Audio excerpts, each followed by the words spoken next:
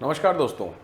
भारत एक तरफ विश्व गुरु बनने की तरफ जा रहा है जैसा सरकार कह रही है, और वहीं दूसरी तरफ एक ऐसी खबर सामने आ रही है जिसको सुन करके आपको भी थोड़ा सा शौक लगेगा, आश्चर्यचकित भी आप हो सकते हैं। बेसिकली सरकार लगातार गगनयान, चंद्रयान, मंगलयान इस तरीके के मिशन को लॉन्च करने की अनाउंसमेंट कर रही है। बट रिसेंटली एक रिपोर्ट सामने आई है जिस रिपोर्ट में बताया जा रहा है कि जितने भी इसरो के मेजर साइंटिस्ट हैं उनकी जो इसरो की छोड़ने की दर है वो इस साल लगातार दुगनी हो गई है, डबल हो गई है। मीन्स इसरो के जो साइंटिस्ट है वो लगातार छोड़ करके इसरो से जा करके कहीं और ज्वाइन कर रहे हैं। तो बेसिकली ये मुद्दा क्या है, आखिर ऐसा हो रहा है क्या सच में? अगर ऐसा हो रहा है तो इसका इम्पैक्ट क्या होंगे, आज की इनसाइड स्टोरी में हम लोग समझने की कोशिश करते हैं। सबसे पहले भारत के स्पेस प्रोग्राम की बात कर लेते हैं। तो जो इंडिया के रॉकेट लॉन्च किया गया था, वो रॉकेट लॉन्च के पीछे जो सबसे इंपॉर्टेंट व्यक्ति थे उनका नाम है विक्रम साराभाई, जिनके नाम पर अभी रिसर्च स्टेशन भी है, अहमदाबाद में भी है, बेंगलोर में भी है। पीएचडी करने के लिए 1962 में Indian National Committee for Space Research INCOSPAR की शुरुआत की थी। ₹1 महीने की टेक्नोलॉजी पर ये बने थे, याद रखिए, ठीक है, ध्यान से। इनकोस्पार की शुरुआत की थी, यही इनकोस्पार बाद में क्या बनता है, इसरो बनता है, ठीक है। गांव में ऑब्वियस ऐसे कंट्रोल रूम बनाने लायक कोई इमारत नहीं थी, तो सारा भाई ने अमेरिका से बात किया। अमेरिका से बात करके अपने साथ वहां से रॉकेट के छोटे छोटे टुकड़े लेकर के आते हैं और भारत में साइकिल से उस स्पेयर पार्ट्स को ले आकर के एक उन्होंने रॉकेट बनाया और उस रॉकेट को लॉन्च किया था। ये कहानी लगभग 1963 के आसपास की है। 21 नवंबर को भारत का पहला रॉकेट लॉन्च होता है।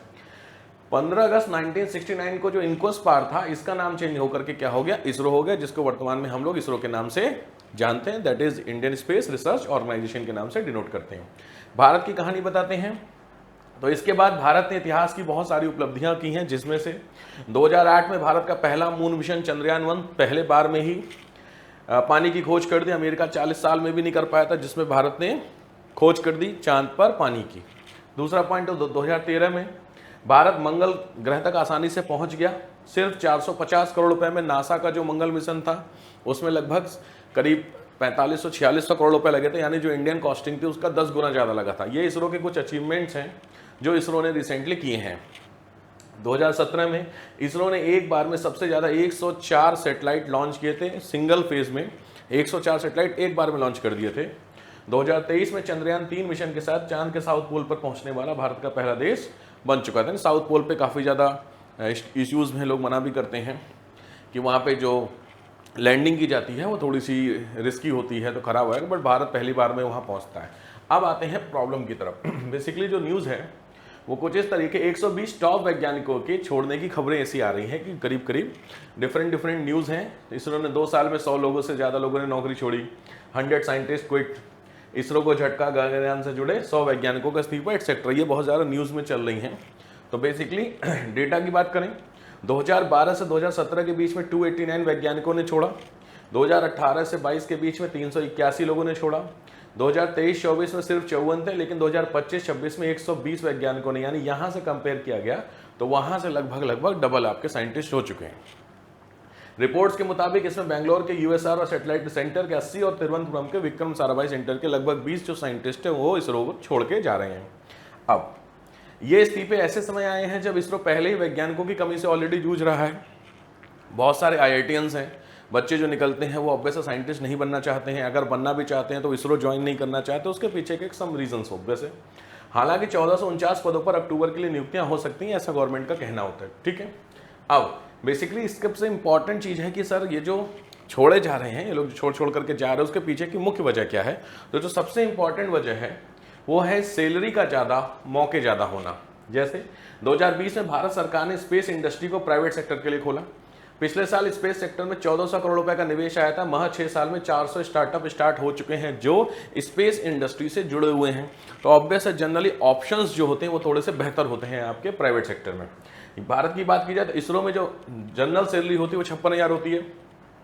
ग्रेड बढ़ने पर 7 से 70, 72, 75,000 आती है। जो चेयरमैन इसरो के होते हैं वो कुछ 2.5 लाख रुपए के आसपास की बेसिक सैलरी लेते हैं। ये बहुत ज़्यादा सैलरी नहीं होती है, प्राइवेट सेक्टर से कहीं ज़्यादा पैसा देता है साइंटिस्ट को, ठीक है। देखने में भले आपको 2.5 लाख लग रहा होगा, बट इससे कहीं ज़्यादा पैसा प्राइवेट देता है। इसरो के जो पूर्व चेयरमैन है सोमनाथ साहब, वो खुद कह चुके हैं कि देश के IIT से सिर्फ 1% इंजीनियर हैं वो इसरो ज्वाइन करते हैं। इट मीन जो सबसे बड़ा इंस्टीट्यूट है पूरे इंडिया में, IIT, खास करके साइंटिस्ट के लिए, उसमें से केवल 1% बच्चे हैं जो इसरो को ज्वाइन कर रहे हैं, बाकी ज्वाइन नहीं कर रहे। तो ऑब्वियस से कुछ रीजंस हैं क्यों ऐसा है। तो प्राइवेट कंपनियां वैज्ञानिकों को इसरो से कई गुना ज़्यादा ऑफर कर रही हैं पैसा, साथ ही जल्दी प्रमोशन, सीनियर पोस्ट और बेहतर जिम्मेदारी भी प्रोवाइड कर रही हैं। पैसा तो ऑलरेडी आपको देखिए मिल ही रहा है, उसके अलावा जो आपकी पोस्टिंग है वो थोड़ी सी अच्छी हो रही है। तीसरी चीज़ है जो आपकी रिस्पॉन्सिबिलिटी होती है वो भी आपको थोड़ी सी प्रोडक्टिव दी जा रही है, मतलब आप खाली बैठे नहीं हैं, कुछ काम कर रहे हैं। तो आजकल का यूथ जो हो गया है वो यूथ थोड़ा सा प्रोडक्टिव हो गया है, वो ऐसा नहीं है कि खाली बैठने के, जैसे अभी रिसेंटली आपने देखा होगा एक IAS हैं रिंकू सिंह साहब, उन्होंने भी कुछ सरकार से बोला कि चूंकि मैं काम नहीं कर पा रहा हूं, तो काम नहीं कर पा रहा हूं तो साहब मेरे को आप हाफ सैलरी दीजिए क्योंकि मुझे ठीक नहीं लग रहा अंदर से। ये न्यूज़ में भी आने के लिए होता है और कुछ सही भी है।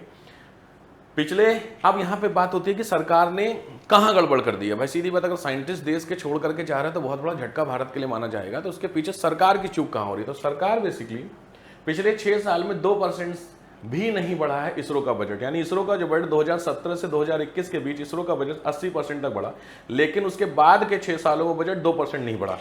2017 से 2021 तक 80% तक बढ़ा और 2021 से अभी 2026 चल रही है आपकी, तो अब तक केवल इंक्रीजमेंट हुआ है वो 2% बढ़ा है।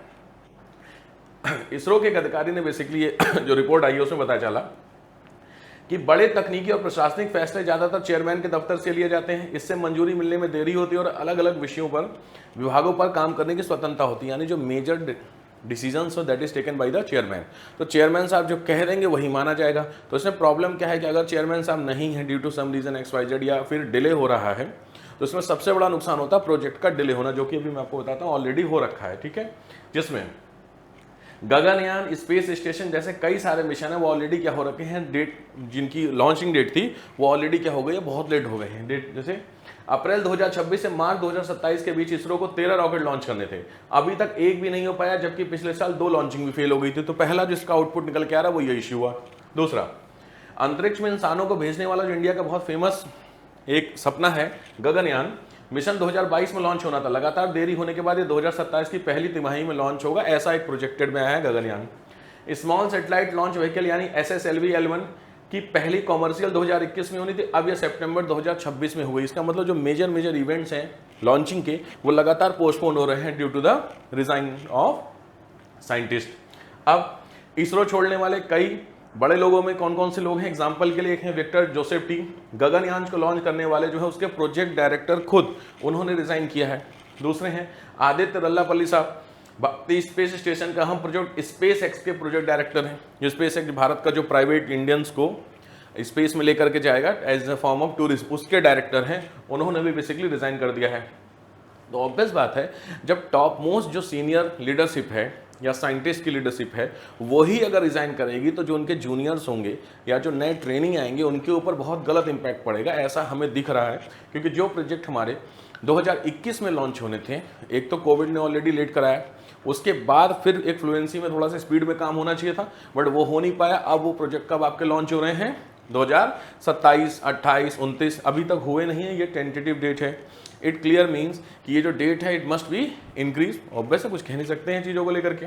जैसे भारत के मिशन की मैं आपको इंपॉर्टेंट बताऊं, जिसमें 2027 का गगनयान है जो अभी हमारे यहाँ भारत के एस्ट्रोनॉट हैं उसको लेकर के जाएगा।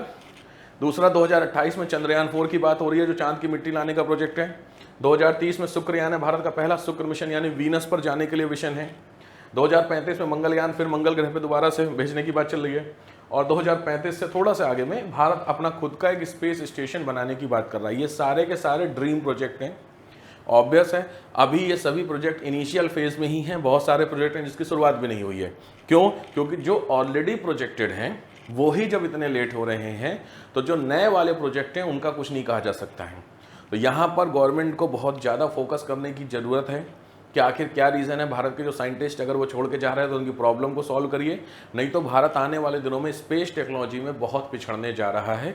चाइना अपना सन बना चुका है, उसके सैटेलाइट बहुत ज़्यादा हो रखे हैं, खुद का स्पेस स्टेशन है। तो कंपैरिजन जब किया जाता है तो कंपैरिजन दोनों तरफ किया जाता है, ठीक है, केवल एक तरफ नहीं किया जाता है। क्योंकि चाइना और हम लगभग आसी पास आज़ाद हुए हैं, वो 47 में हम लोग थे, 48 में चाइना था, और चाइना कहाँ पहुँचा हुआ है, ठीक है।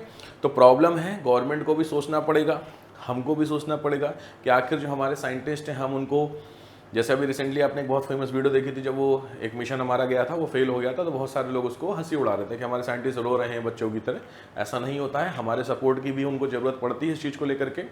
मोरल सपोर्ट, इकोनॉमिकली सपोर्ट होगा तो ऑटोमेटिकली जो हमारे साइंटिस्ट हैं, क्योंकि देखिए साइंटिस्ट लोगों को प्रूव करने की ज़रूरत नहीं है कि उन्होंने कितना किया है। आपके सामने मैंने बता दिया, बहुत सारे ऐसे काम हैं जो दुनिया भर के लोग सोच नहीं पाए हैं, वो भारत के साइंटिस्ट ने करके दिखा दिया है।